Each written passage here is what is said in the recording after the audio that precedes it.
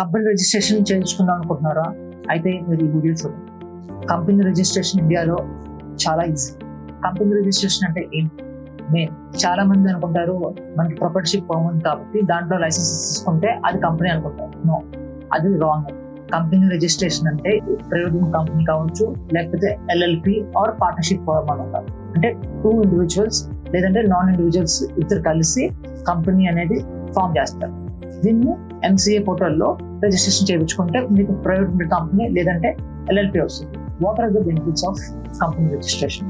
Company registration చేయించుకుంటే mainly first share capital, అంటే మీరు ఒక 1 lakh ఇన్వెస్ట్మెంట్ చేశారు కంపెనీలో, దాన్ని మనం పేడ్ క్యాపిటల్ అని చూపిస్తాం. అంటే 1 lakh ఏదైతే మీరు పెట్టారో కంపెనీలో ఆ వరకు మీరు లైబుల్. దాని నుంచి ఏదైనా మనకి లైబిలిటీ ఉంటే అంటే అప్పు వస్తే మనకి పర్సనల్ అసెట్స్ ని టచ్ చేయకూడదు. మన ఇన్వెస్ట్మెంట్ ఆ 1 lakh పేడప్ అనే వాల్యూతో లిమిటెడ్ గా ఉంటుంది. సెకండ్, కంపెనీ అనేది ఓన్లీ ఒక పేరుతోనే మనం ఇండియా మొత్తం రిజిస్ట్రేషన్ చేయగలుగుతాం. అంటే మీ పేరు ఏదైతే రిజిస్టర్ అయిందో అది వేరే వాళ్ళు రిజిస్టర్ చేసుకోలేరు. అక్కడ మీకు సేఫ్టీ, అంటే మీ పేరు అనేది ఎవరు కాపీ చేసుకోలేరు. ఓన్లీ ఒక్క పేరే ఇండియా మొత్తం మనకి రిజిస్టర్ అవుతుంది.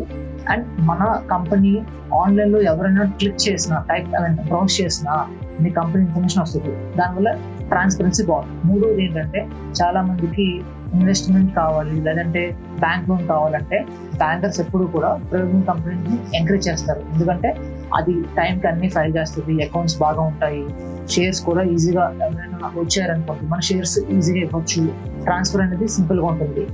అదేవిధంగా ఇన్వెస్ట్మెంట్ కూడా ఇన్వెస్టర్స్ చాలా మంది ప్రైవేట్ కంపెనీలో ఇన్వెస్ట్ చేసి షేర్స్ తీసుకుంటారు.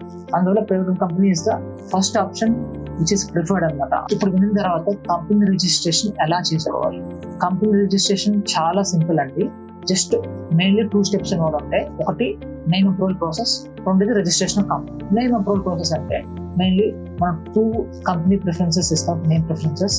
దాంతోపాటు మన కంపెనీ ఇదేం ఫామ్ చేస్తున్నాం, అంటే మన ఆబ్జెక్టివ్స్ ఏంటి, ఏం బిజినెస్ చేస్తాం అనేది ఒక 3 ఆబ్జెక్టివ్స్ వరకు మనం ఇవ్వాలి. కంపెనీ నేమ్ అండ్ ఆబ్జెక్టివ్స్ మనం ఆన్లైన్ లో అప్లోడ్ చేస్తే నేమ్ అనేది 3 to 7 వర్కింగ్ డేస్ లో మనకి రిప్లై వస్తుంది ఎంసీఏ నుంచి, అది అవైలబుల్ కాదా. ఒకవేళ అవైలబుల్ ఉంటే మనం దాన్ని రిజిస్టర్ చేసుకోవచ్చు. అది అప్రూవ్ అయిన తర్వాత 20 days టైం ఇస్తారు.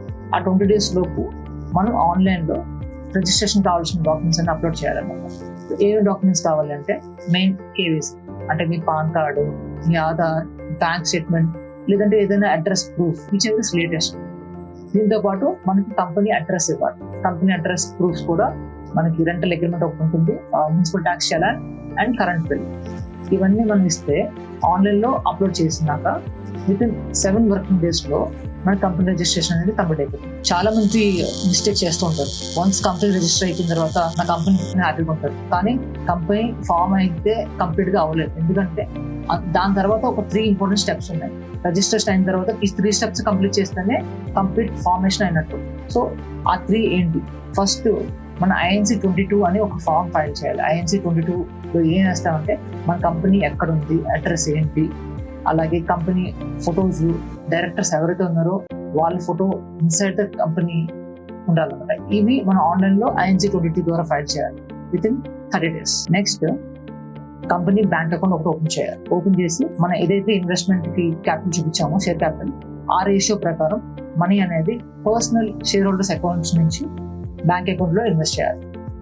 ఈ బ్యాంక్ స్టేట్మెంట్ తో మనం INC 20A ద్వారా వితిన్ 6 months లో మనం ఫైల్ చేయాలి. ఫైల్ చేయకపోతే దానికి పెనాల్టీస్ ఉంటాయి.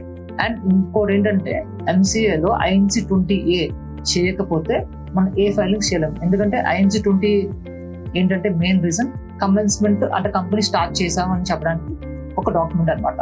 అండ్ మూడో స్టెప్ ఇంకోటి ఏంటంటే ఫైనల్ గా ఆడిటర్ అపాయింట్మెంట్ ఒకటి చేయాలి. ADT 1 ద్వారా మీకు ఎవరైతే ఆడిటర్ ఉన్నారో వాళ్ళ డీటెయిల్స్ ఇచ్చి ఈ ఫామ్ ని అప్లోడ్ చేస్తే కంప్లీట్ గా మీకు కంపెనీ అనేది ఫామ్ అవుతుంది. తర్వాత మీరు ఈజీగా ట్రాన్సాక్షన్స్ చేసుకోవచ్చు, ఇయర్లీ యాన్యువల్ ఫైలింగ్స్ చేసుకోవచ్చు. చాలా మంది ఇవి ఫెయిల్ అయ్యి 3 years తర్వాత ఫైల్ చేద్దామని చూస్తే ఇవి ఫైల్ అవ్వక చాలా పెనాల్టీస్ పడాల్సి వస్తుంది. Make sure you follow this and comply.